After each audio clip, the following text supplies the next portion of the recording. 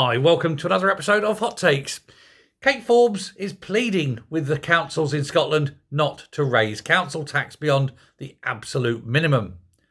The councils have already decided they're going to put everything up by 10 to 12% anyway, so her pleading will go to naught, but it will highlight how powerless she is.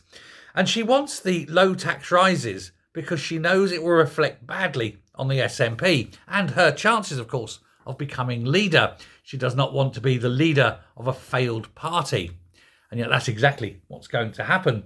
Now, with huge rises across the board already penciled in, where can she go?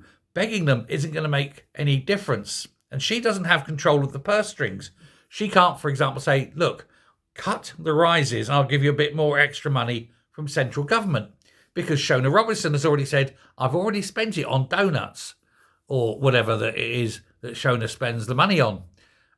Caviar for Angus Robertson. Sorry, my mistake. But that's it. They're there. She can plead all she likes, but it ain't going to make a blind bit of difference. People will see this rise. People will look at the party and say, well, this is entirely their fault. They're the ones causing this.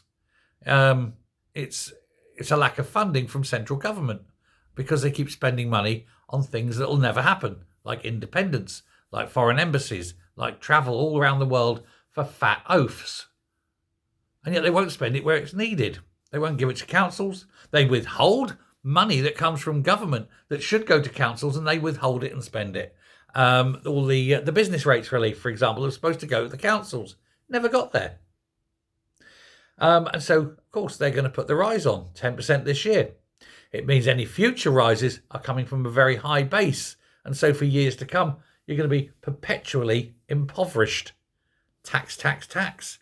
It's all they've got because they don't know what else to do because they're all fairly dumb.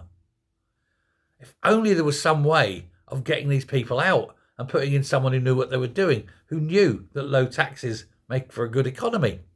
But alas, there's too many stupid people in Scotland who keep voting SNP because they think things are going to get better. Well, they haven't for 18 years.